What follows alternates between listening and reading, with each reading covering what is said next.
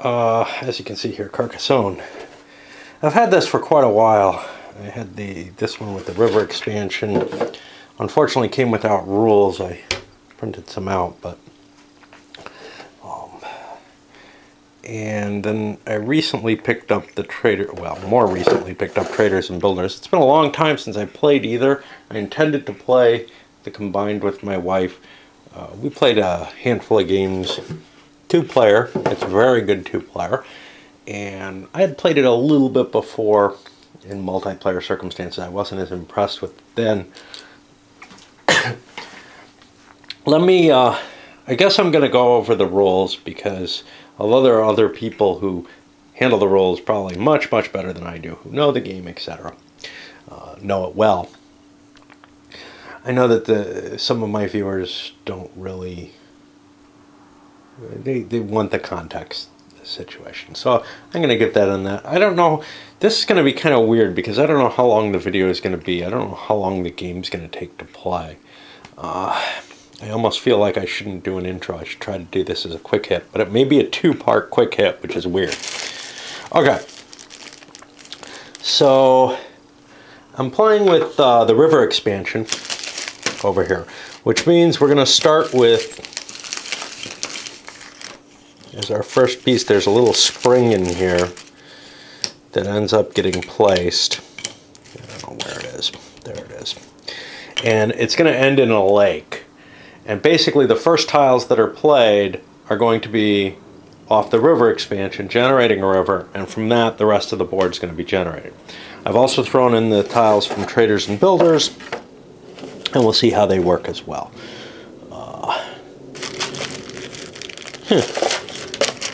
Somewhere there must be an extra player expansion or something because I got an extra color in the Traders and Builders. Okay, so the core of the game is to generate some victory points.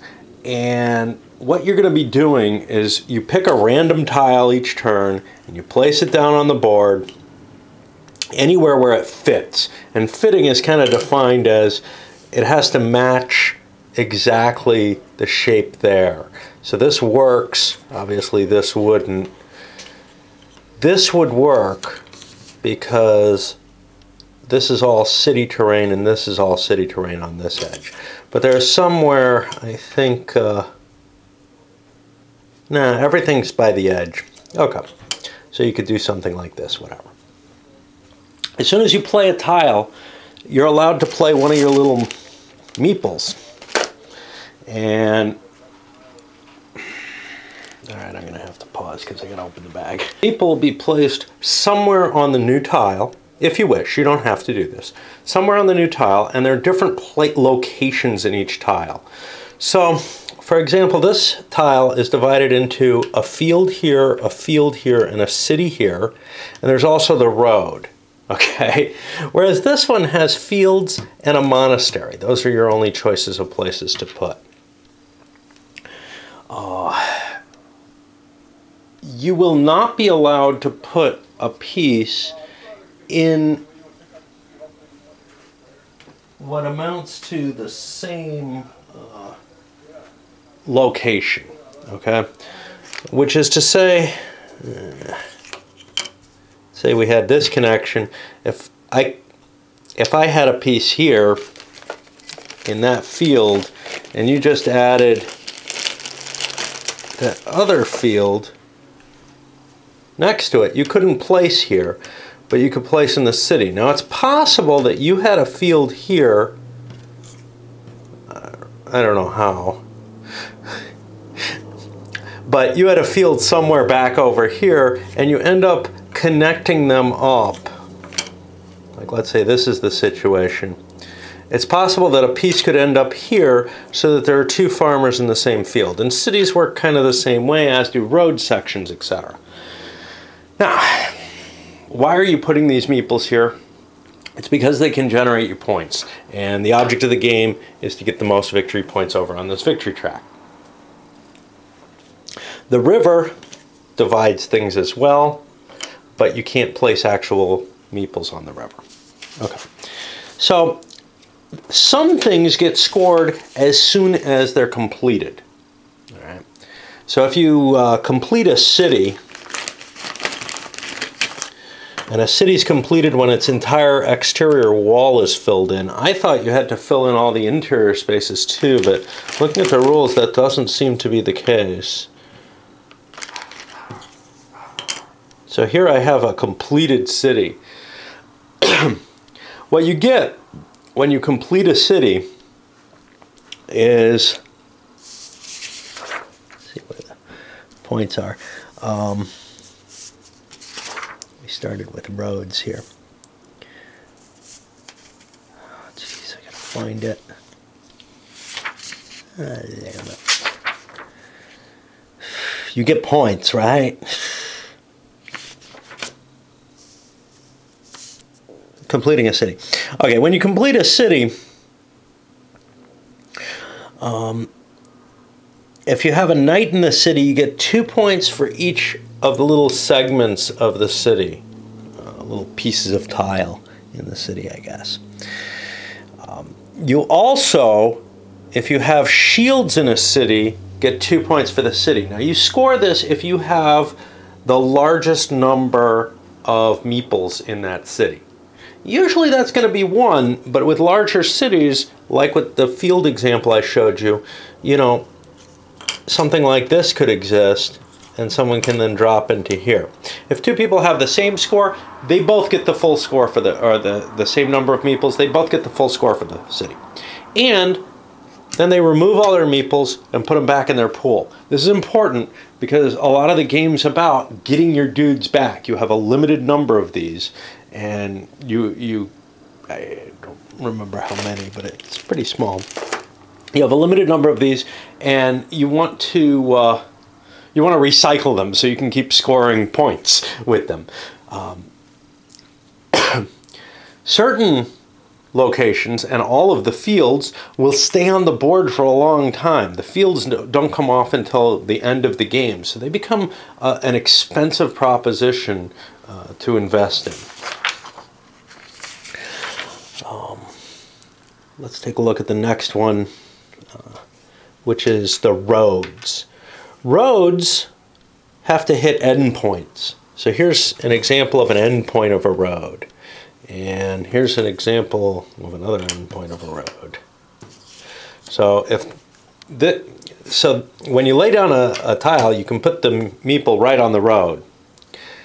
And then once the road is completed, it connects 2 endpoints. You score, I believe it's 1 point for each segment of the road. So this would be worth 4 points.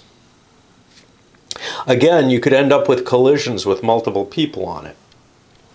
And those are called thieves on the roads. The cities have knights in them. The fields have farmers in them. And then there's one more scoring opportunity that I can think of right off the bat, which is the monastery. If you place in a monastery, as soon as it and all surrounding tiles are played, it comes off the board. The thief comes off the board too. It comes off the board, and you score a number of points equal to the number of tiles adjacent to you. This is just the base game here. Now, at the end of the game, except for the notes for the river, at the end of the game, you'll score all the incomplete roads, cities, and cloisters. And basically, you're going to get 1 point for each road or city segment in an uncompleted road or city. And again, interactions with other players' pieces are the same as when you complete it, except you don't have to take them off the board because you're at the end of the game. Hey, when does the game end? The game ends when the last tile is placed. Of course, adding these additional tiles makes the game longer then. But the interesting, and if there's a cloister, it and all surrounding spaces that are filled in are counted, and you get that many points. So like, if this and had 6 spaces around it, I'd score 7 points for that at the end of the game. Okay. But now the fields. Fields have a special scoring rule. They only score at the end of the game. This is where your farmers are. And the way they score is based on the number of distinct cities, i.e. not connected, that are connected to an open set of fields. So in this little example here, even though this is a huge city and this is a small one, I've still only connected 2 cities with that field. Whoever has the majority of farmers in that section of field, remember, I could be here, well, that wouldn't be possible, but it could be somewhere else. Could be here. Is going to score. Now the base value for each field was originally 4 points per city. They modified it to 3 points per city, and that's what I'm going to go with because I think the fields can be too strong an option. All right. The river is essentially doesn't add anything except this cut through the board, which actually kind of weakens the farmers, I think. But this other expansion here adds a couple of things. Some of the city spaces, some of them have little shields on them, and I haven't shown you any of those. There's one of them. And remember, they score extra points. I think they only score 1 extra point at the end of the game. And you want to close your cities off during the game, not just to get your pieces back, but because they're worth more. But these have little trade goods. And the way that these work is when that city's completed, the person who played the last token there gets a trade good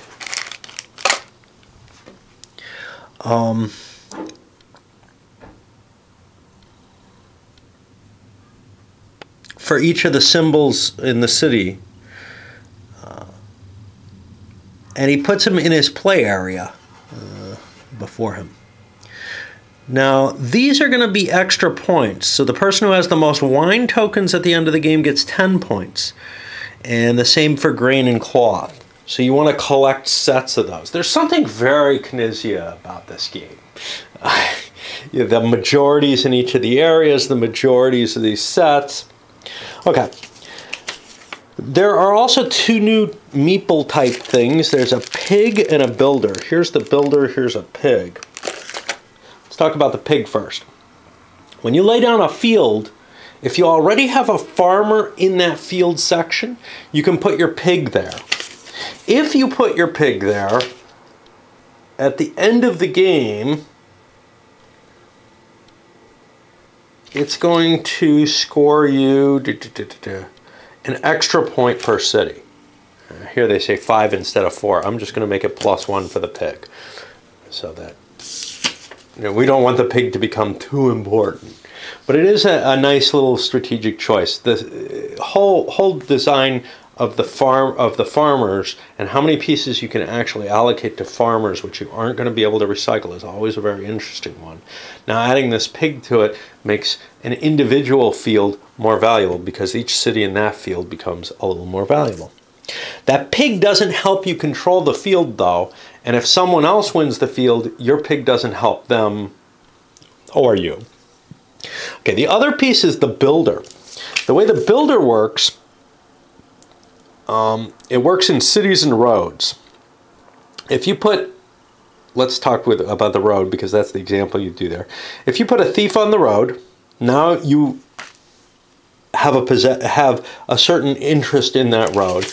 If you later play another piece and put the builder on the road, then in another turn, if you end up extending or completing the road with the builder on it, you draw and place an extra bonus tile, and you can put a follower on that. This is important. You're not allowed to take 2 extra turns in a row, which means if, I don't know, I'm not sure how that could work out. I have a vague idea in my head, but that seems a corollary of the you have to be the person finishing that, adding to that city or road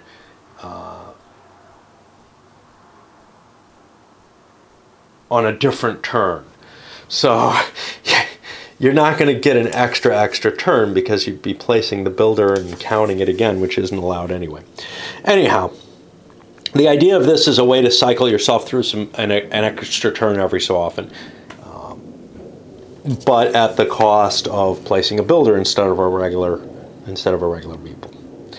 And that's about it.